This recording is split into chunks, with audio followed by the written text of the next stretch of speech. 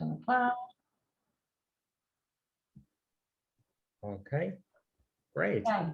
With Well, that, thank you, Claire, and thanks everybody for joining and showing some interest in public relations. I know it's the summer holidays, so I think a lot of people are a bit occupied at the moment with their kids at home. But thank you also to Claire and the AIPP for hosting this little Zoominar, which is great. So I try to keep myself quite brief and to the point. And at the end of the presentation, we're just going to cover a couple of questions. If you have any questions, just keep them to the end, I think, and then that's probably the best way to tackle it. So the webinar, the 5 biggest PR mistakes and how to avoid them, is presented by me. So I'm Andre from Viking PR. And before I get started, I thought it makes sense to just tell you a tiny bit about myself to just justify as to why I think I'm qualified to talk about PR and who I am.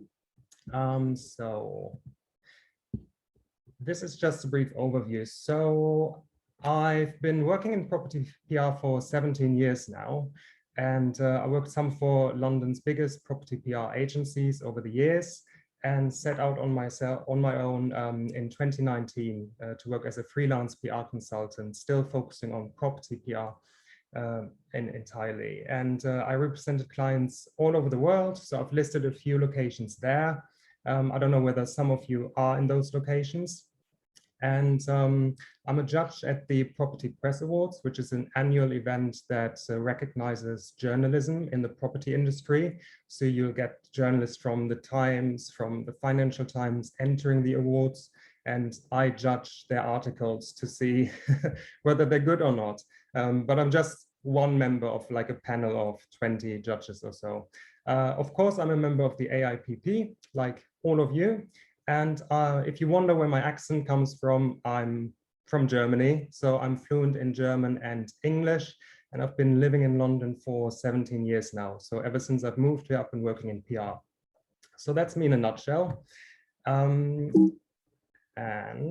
moving on to the next slide. So I think the best thing to ask, I thought, is what is PR and what is public relations? And I'm sure that a lot of you already know what PR entails, but I just wanted to cover the basics. And obviously the answer is that it's all about the management of your reputation and your image, and positioning your business or yourself as a trustworthy business that your clients feel comfortable with and want to approach. And I think the key objective for everybody is to attract new clients and sell property. So, and that is what I always try and do, help you achieve, to just get your name out there and get your name known, your company name, and what you stand for. Now, there's a few channels that PR consultants use to generate the PR strategy, to generate the objectives. And I've outlined 6 key headlines here to your right side that you see. There's a lot more about PR, but I could talk the whole day, so I only have 40 minutes, and that's why I've limited to this. And I think one of the key aspects of public relations is actual media relations.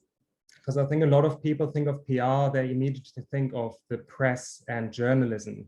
And that is true, that is one big aspect of PR, because we talk regularly to journalists, to the press on our clients' behalf. And if you're considering doing your own PR, that is obviously something you're considering doing. And because it's such a big part of PR, I will dive into media relations separately on the next couple of slides. It's actually going to be one of the main focuses of this presentation. The next point is copywriting, and that is actually a really fun part because it allows you to be creative and write about your business and position your business and branding the way you want it to be written about. And here I'm looking at content for your website, blog content, or newsletters that you could write.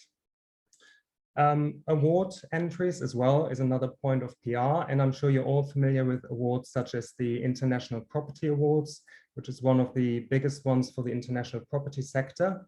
And I've been involved with them for many years and represented clients there. And it's a lot of work, but often we secure awards, and it's just great to boost your profile really and have an award to your company name or to a specific project that you're currently selling. Press trips. So if you deal with properties abroad, I'm sure you have heard of press trips, or maybe you have even managed your own press trips in the past. And when I tell my friends about press trips, they think it's just fun and we're all having a great time, but there's a lot of hard work behind it. So we'll talk about it later when we do the Q&A, and maybe you can share some stories, but as you know, it's all about planning, preparation, and really knowing your media and who you are inviting onto your press trip. So there's a lot of detailed work that goes into that, from sending out invitations to creating itineraries and really knowing what you're talking about when you're actually face to face with a journalist in sunny Spain, because you need to be on the ball and need to be able to answer questions then and there. And for me as a PR consultant, I always prepare my clients accordingly ahead of a press trip. Event management, obviously that goes from your attendance at exhibitions like A Place in the Sun, or seminars, or even events that you might organize yourself, such as a webinar, as today's webinar. And that's something that a PR consultant can help you with organizing. Or maybe you don't need a PR consultant and you do it yourself. And then social media. I think still it remains quite an important aspect of PR.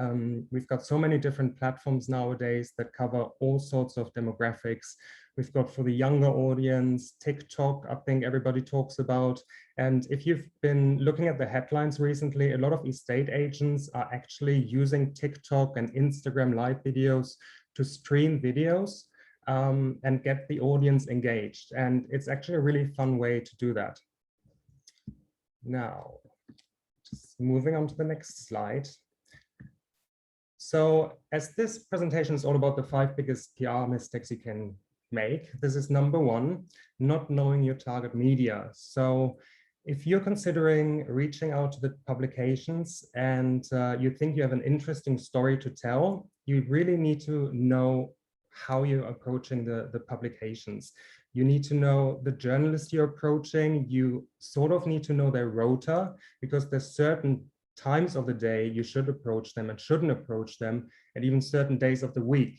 They're very specific and you don't want to upset them, because sometimes you only have one shot at pitching a story idea. And of course, also some of the story ideas you might have, they're not suitable for the publication you really want to get into. And there's so many different publications to look out for. So this is just a brief overview to give you an idea in terms of target media. Of course, we've got property magazines like A Place in the Sun magazine, which is, you know, a fairly consumer-friendly title. But then we've got the trade magazines, the national newspapers, regional titles. But then we can also look into financial investment publications like the FT Advisor, because they do cover property occasionally. And if you have the right story to tell, they might listen to you. And then economic media and business media. So if you're looking to raise the profile of not just your property portfolio, but your business as a brand, and you as the CEO or your CEO, you might be interested in looking at business media and looking at profiling opportunities and interview opportunities. And again, there's a certain way of going about it to approach the journalist and selling yourself in as to why they should be interviewing you. And it's really all about you being outspoken about the market and honest. I think honesty is one of the biggest parts of PR. You really need to know what you're talking about, and you need to be upfront and honest, because if you just say one thing that is not true, it will come back to bite you. And it'll stick with you because it's printed. Now, then there's a lot of lifestyle publications that often cover property, and you may or may not know that. For example, I had a client in Barbados many years ago, a golf resort, and we didn't just invite property publications or national newspapers, we also invited golf magazines who then covered the golf course, but included information about the properties on the estate that you can buy. And that way you reach a completely different audience and a very niche audience. So there's always ways around it. So think about the properties that you're currently representing and the amenities nearby, and which publications might be appropriate to look into further. Now, away from the magazines and newspapers, I put freelance journalist as a standalone item because freelance journalists are freelancers. So you need to approach them with your story idea. And if they are interested, they take it to the editor of whichever publication they write for and pitch it on your behalf. So it's like a step-by-step procedure. And again, it needs to be quite compelling for them to feel confident to approach the editor with your story idea. But we'll get to that a little later. And then we have European media titles. So if you're looking to not just approach the English-speaking media, there's a lot of international titles that you could target, but do be aware that a lot of international titles do request advertising to go with your editorial. A lot of them don't work like UK publications where you sell in a story angle and you might get lucky and get published. For example, I feel it, on my past experience, the Dutch papers, they're quite keen on you just taking out a little bit of an advert before they would even talk to you about writing editorial. And broadcast media, for many, it's a dream to be on TV or the radio. And it's a completely different ballgame because they have a very stressful agenda and you need to pitch to the producers at a certain time and you need to be very precise in your email. It's often best to do it via email than a phone call because they're just inundated with calls and with emails. And the shorter your email is, the better sometimes. But if you have questions with regards to that later, just do let me know. Now, the second biggest mistake you can make is focusing on the wrong story angle. And I've spoken to clients in the past who tell me, Andre, we've got this amazing news story coming up.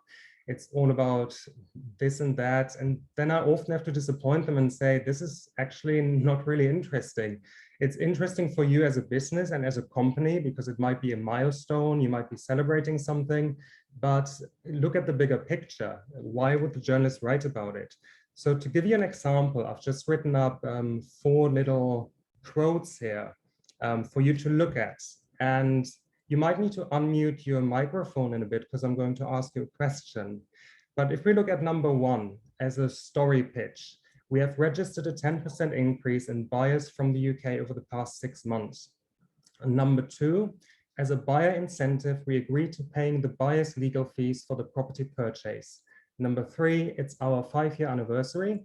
And number 4, new government data shows that property prices in Spain's rural areas have risen by 20% since the pandemic. So from these 4, which one do you feel might have a chance to get journalists interested to maybe look at a story? If you want to answer. Hi, Andre. Hi, Linda. Hi, I'm Linda. Oh, you can see I'm Linda, obviously. I have shared my, yeah. I would say that certainly number 4 would be, that would definitely be of interest. And I think also number 1. I don't think number 2 and 3 would be particularly interesting to journalists, really. Okay, great. Thanks, Linda. Anybody else? I think the others might be a bit microphone shy. Linda, we're focusing on your vodka tonic at the moment. You turned your screen around. But that's great. So yeah, this is something Jean's just sent me a blog over, really lovely blog, talking all about the area. And this is something actually that I also try to get over with members when they send content for the AIPO blog, is that it needs to be sort of less about the business aspect of it and more about the interest aspect of it. So yeah, definitely. Claire, is that okay? Can you see? Back you. Yeah, we got you now. Sorry, I've changed it twice. I don't know why. Sorry about that.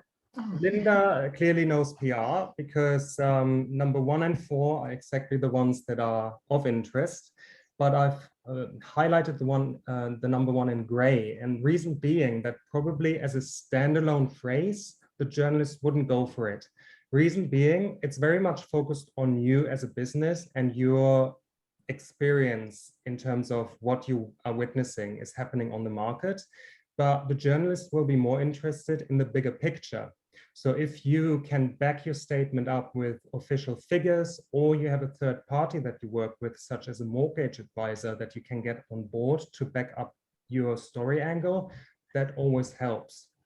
What would work a treat is if you combined number 4 with number 1.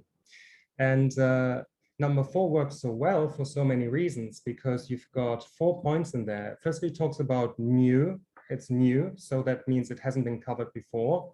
It's government data, so it's official data. It doesn't get any better than that. And it talks about property prices going up. That's always a hot topic. And we're saying since the pandemic. And the pandemic obviously is a very current topic. So to be able for the journalist to link that to something that's already current in the news just works a treat.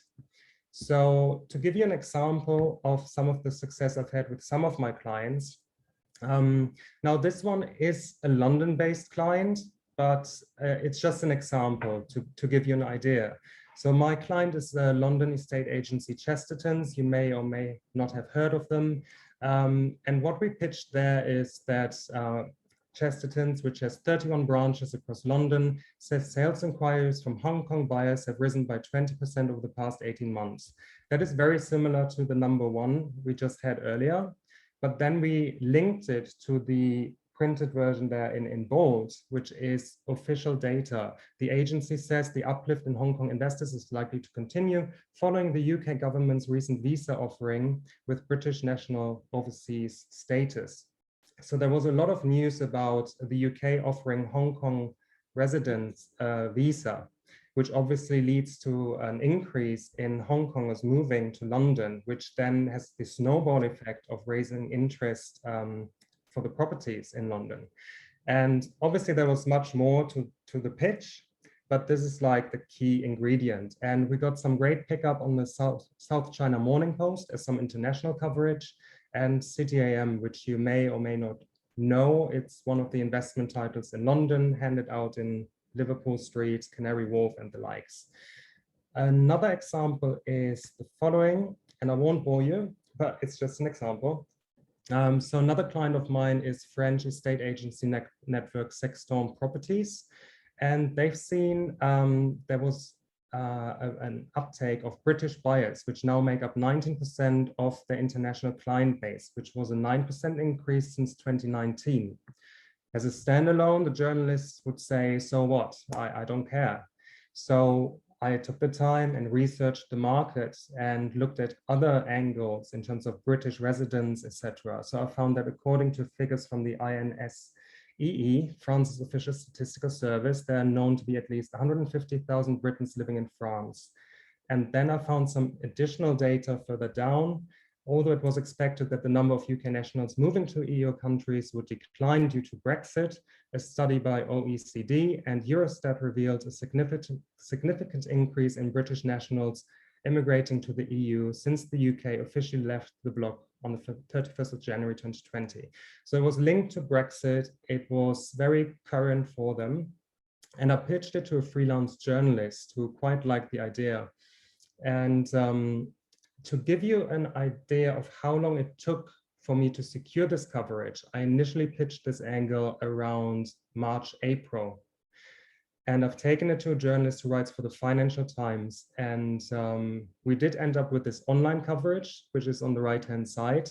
It's just a little takeout. It was a much bigger article. And then last week, it was actually featured in the print edition of the newspaper, which was, well, over a full page in the FT, which was obviously amazing. And it included commentary from my client. But the background is it takes time to get this. It's not a matter of just calling up the journalist and say, this is happening. It takes research and chasing up, and it can sometimes take months before the article comes out. So any good PR knows that and wouldn't just target one publication. You would target loads of publications throughout the months, because you know some articles will come out next week, some will come out next month, some will come out in 6 months. And that's another aspect of PR, because you have short-term and long-term publications. Moving on to the next step, which is number 3, being too slow. So if you are ever talking to the press or anyone they really need you sometimes to just be on the ball and have all information available ASAP. So it's good for you to have everything available. Might it be market commentary, case studies, and most importantly, I found, which a lot of people are struggling with, high resolution images of your properties. And Linda is smiling, so she knows what I'm talking about. And high resolution images are pictures of at least 1 megabyte in size and 300 dpi. So anything smaller than that, if they enlarge it for the print, it would just get pixelated and they can't use it. So always make sure to have material to hand. And if you take on a new project, make sure to take good quality pictures. And nowadays, even a really good smartphone can actually give you high-res images. So always bear that in mind. And number 4, being too fluffy. So I've been sent press releases from other PR agencies or clients who've written material, and the content was too fluffy. So there is such a thing as using too many adjectives in your copy, and journalists will complain about it, not to you, but to the PR. So there's nothing wrong with describing that location is beautiful, the property is stunning, but keep it balanced, because really what the journalist is after are facts, hard facts, and that's what you should lead with. Don't talk about it's all pretty and unique, and it needs to be substantial. There needs to be substance to your copy. So try and find that balance. And it takes a while to get it right, not gonna lie.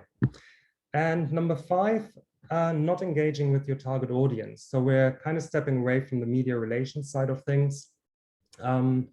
Some people, some clients I've encountered in the past, they thought they cover all grounds, but they actually forgot to maybe think about certain channels that they can use to talk to the target audience directly. And that is actually quite a beautiful thing to do, because besides the media, which is one channel of communication, you have direct communication nowadays that you should really take advantage of. And I'm talking about things like newsletters, blogs, Zoominars, webinars, and then all the social media accounts. And I haven't listed it there, but also events, if we're ever holding events again, seminars, anything face-to-face that you can organize. And it's quite important that if you haven't looked into those things yet, which I'm sure you have anyway, revisit it and think about how can you post regular content on your blog, how often should you send out a newsletter, if you hold a webinar, what should it be about? And to make it a bit more diverse, I always recommend teaming up with a third party, which is what I've mentioned earlier when you talk to the press. Similar goes for webinars.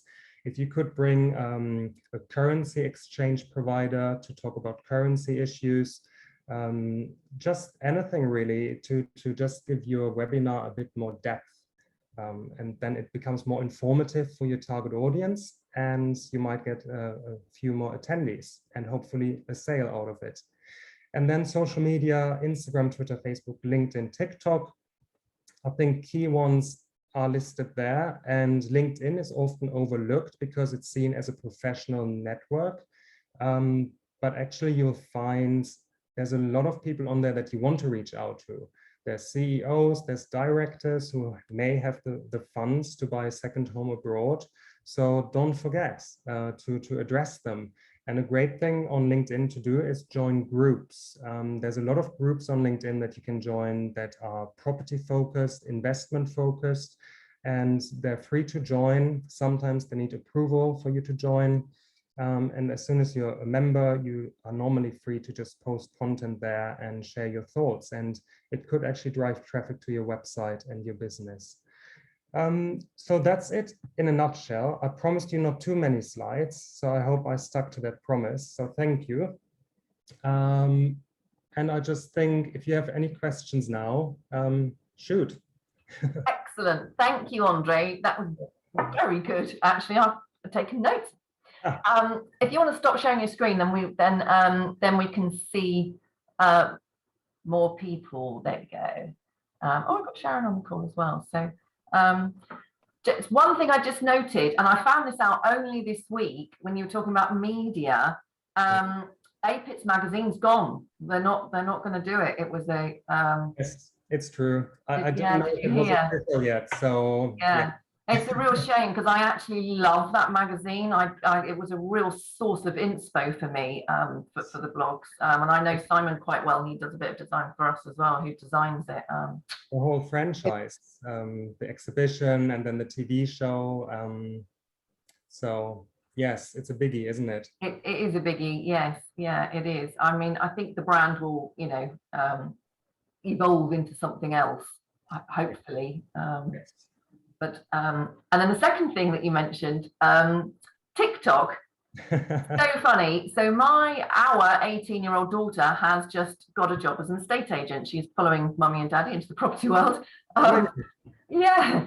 And yes, they've just started at her agency. They're employing quite a few youngies, and they're starting to encourage them, that once they get their own clients, to start sharing on TikTok, which I was really stunned at. But I've seen a couple now, and it's amazing. It's again, it's sort of 15 seconds of, but it's really compelling, and it's so much more widely used than we thought. But then you kind of put yourself back 6 years ago, and if somebody told me that I'd be spending the majority of my marketing budget at the time on Facebook, I'd have laughed at you and said, of course I wouldn't do that.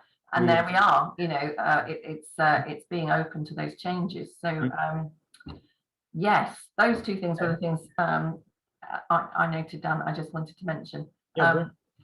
I'll mute. Anybody got any questions for Andre? Andre, I've noticed that I sell property in Italy, just to tell you who I am. I've been doing it for some years, and I've done my own PR. I've had a PR company, but I have to say, over the last, I wouldn't know how many years, but it's changed dramatically. Whereas I'd be doing press releases and I'd have a list of journalists and I'd send the journalists a press release, etc., and try and get them on board.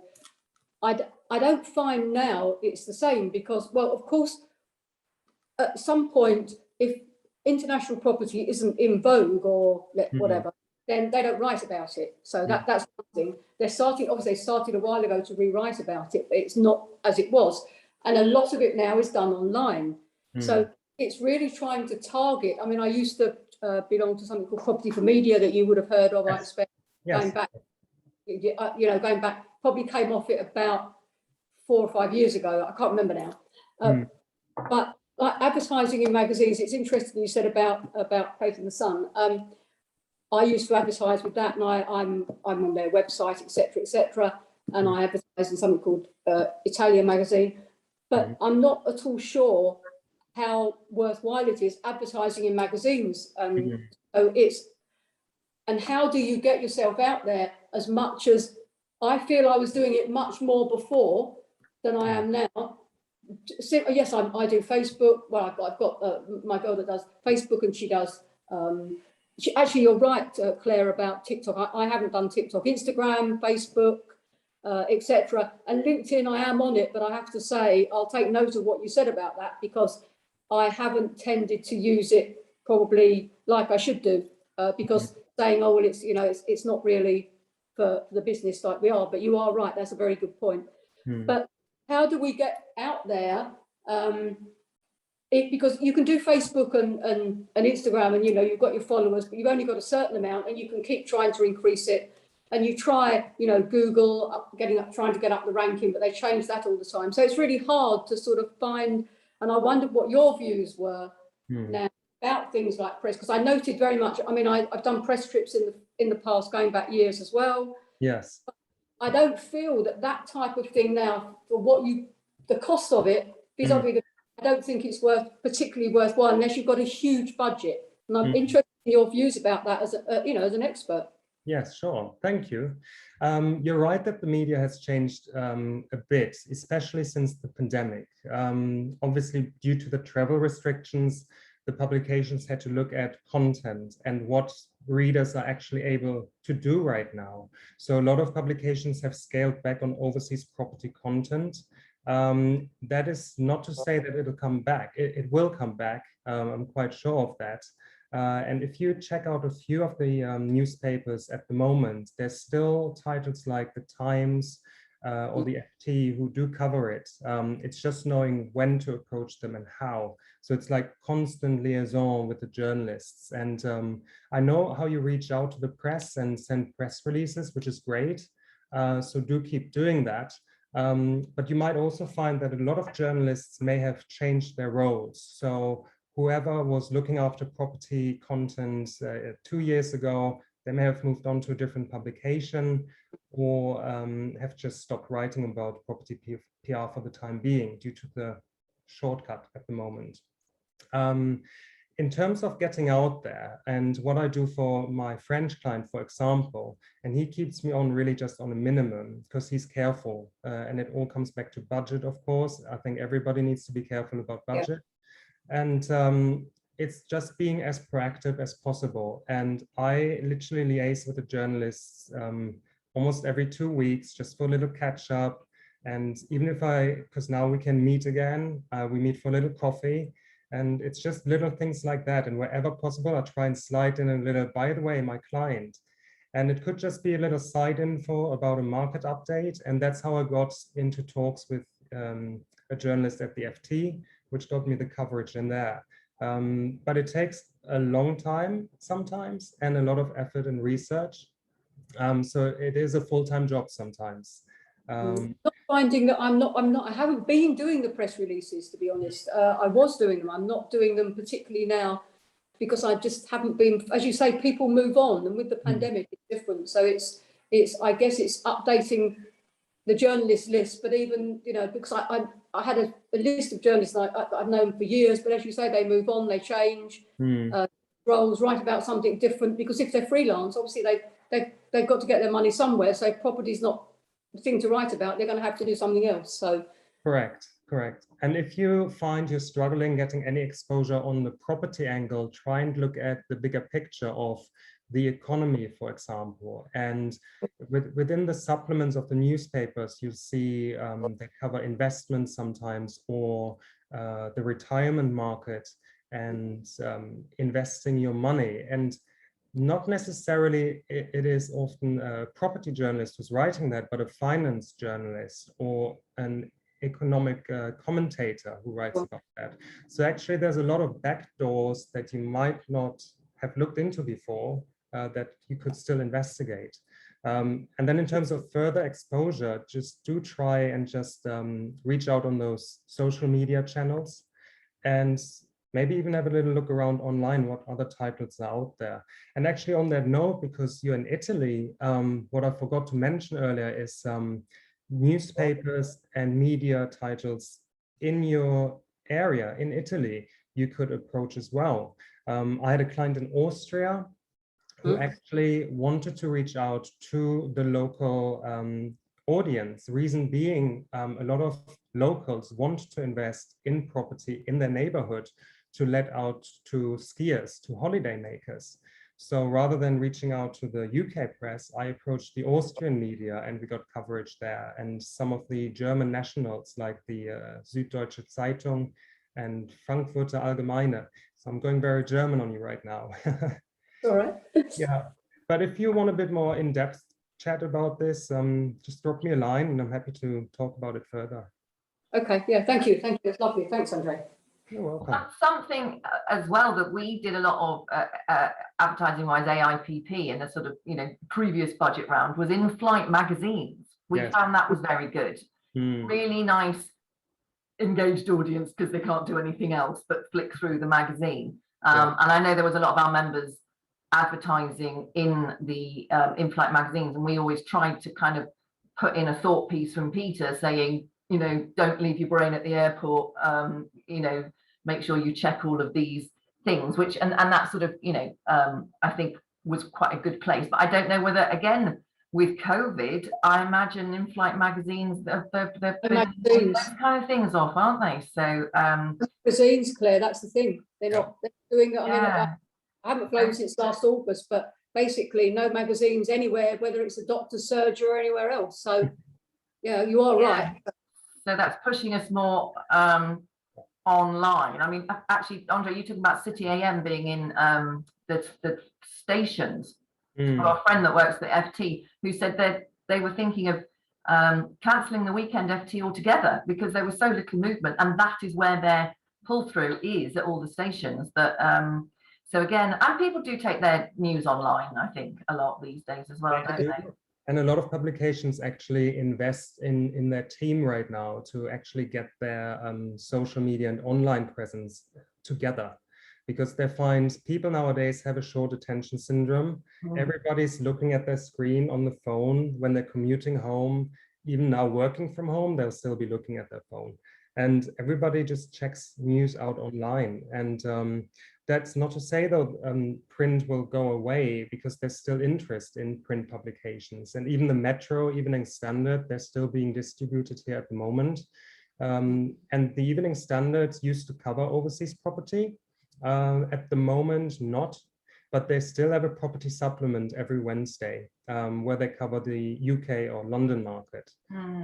And because of that, I'm still optimistic that overseas property will return once we can travel freely again and things are a bit normal again, maybe. Yeah, absolutely. You mentioned press trips, actually. I was involved in a press trip many years ago out in Marrakesh, and it as in the organisation of it, it was epic. It was quite overwhelming, actually, to get everybody out there. But is there any other tips that you can give in terms of, you know, somebody like, you know, Jean or Michelle getting people out to Turkey? I mean, you know, where would they start with arranging something like that?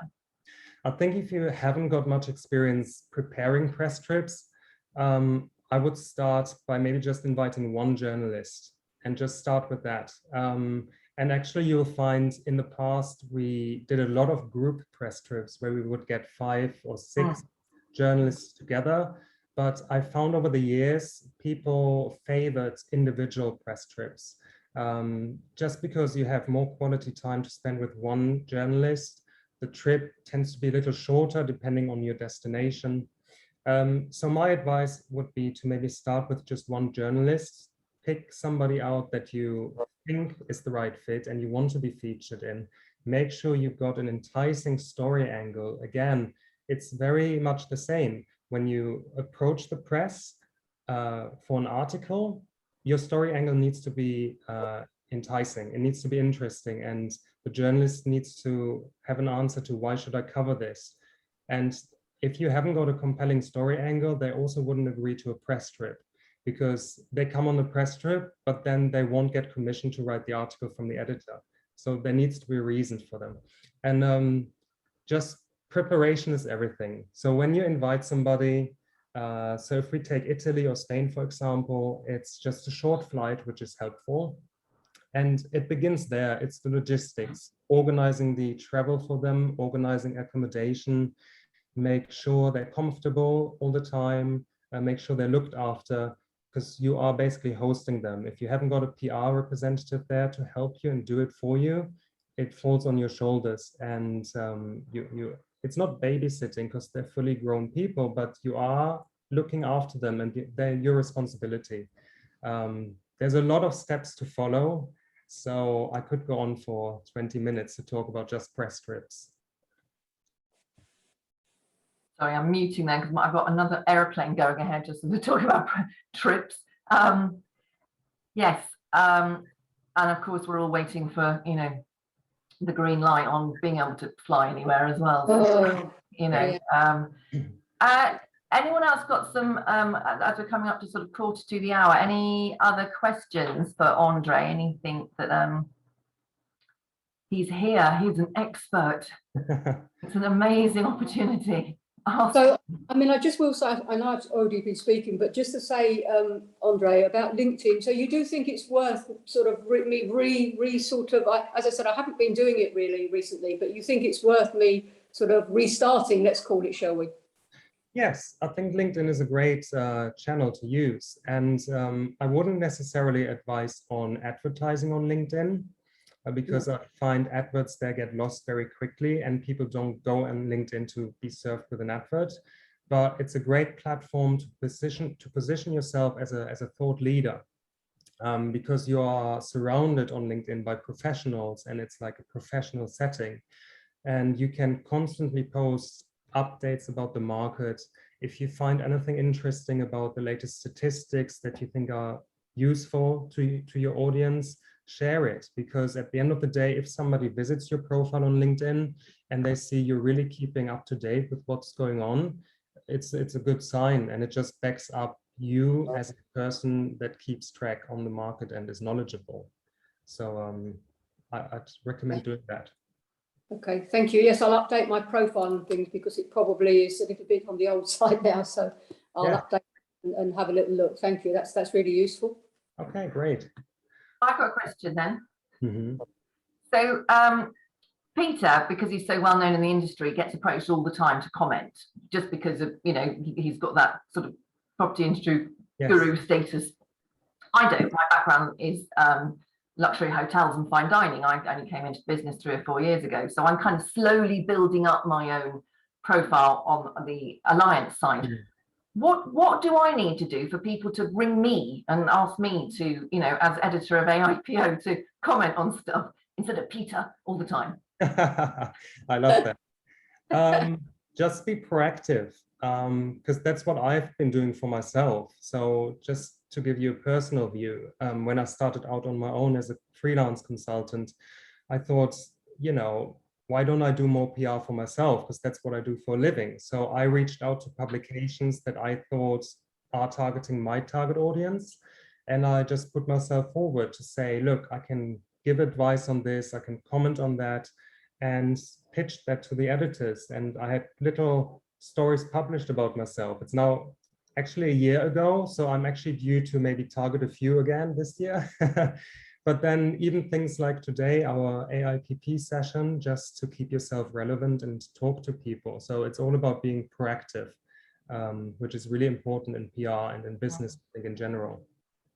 So Linda, if you start posting something on LinkedIn, I'll comment if you comment on mine, and we can we can have our own little LinkedIn love-in on there as well. It's interesting, actually, different industries favor different platforms as well, because when I was working in the fine dining industry, Twitter was huge because chefs used it. Chefs love Twitter. It's sort of being able to instantly post photos of their food, or say they've got 4 tables left for that night. And I became really entrenched in Twitter, and yet with property, that doesn't seem, I don't know about your experience, but Twitter doesn't seem to be at all well used in the property industry. No. I've tried, you know, I have done some, but I mean, to be honest, I don't really find it particularly worthwhile. I don't know if it's, I mean, is it worth trying? I suppose it's worth trying anything, but is TikTok, I mean, I would have expected TikTok not to be relevant, but after what you said, Claire, maybe anything's worth a try. So I think it was a bit of a lockdown thing as well. You know, you've got people like Gordon Ramsay. I mean, you can tell who all the kind of people I follow. Got, you know, chefs. Gordon Ramsay was on there, you know, making lots of TikToks with his family and his kids. And I think that kind of, that connection that you had being locked in with your children and having to just get involved in their online life has brought TikTok to the more mature of us. You know, whereas it might not have been an app that we looked at before, but having sort of 8 months of it kind of being blurted in my ear, I kind of get it now. There was a recent article in the Evening Standard actually about estate agents using that platform. So I can share that with that would be great. You, and then maybe you can distribute it. It might just be a bit of interest to you to look at. Perfect. Yes, absolutely. Yeah. Fantastic. Right, so we're coming up at 10:02. Anybody else? I noticed Michelle did put in a comment that she had a full-page article in Place in the Sun, but didn't get any leads from it. I mean, I think advertising as well is something that you have to keep doing. It's all about, you know, wearing, you know, placement over and over, you know, do it every 2 months. I mean, you can get extremely lucky and put an advert in the FT or the Times and just have 2 people calling and 2 sales go through. And sometimes that's all you need to actually leave with a profit. And sometimes you place a full page ad and you get nothing. Unfortunately, it's never guaranteed with advertising or PR, but definitely it's worth doing it because you need to keep engaging with people and get your brand out there. Fantastic. And just a sort of just a quick COVID, we have to sort of talk about COVID. Should we mention that in our PR? Is that something, you know, what's your feeling about whether, you know, we talk about the pandemic at all, or whether we ignore it, you know? Wouldn't ignore it because it's relevant to all of us. And actually one of my UK clients, who's a property developer in the UK, I've encouraged him to be outspoken about how the pandemic impacts on his business, etc. And that actually led to him being interviewed by trade magazines, etc. in the construction sector. So that's not very relevant to you, but to him it very much was. And the one thing I always tell my clients is to be outspoken, because you need to be confident and outspoken to be able to engage with journalists. And journalists will remember that. If you only talk about how beautiful everything is, they're going to see you as fluffy, and they're not going to love that. So if you can actually offer a balanced view of the market and problems, you know, it's a win-win situation.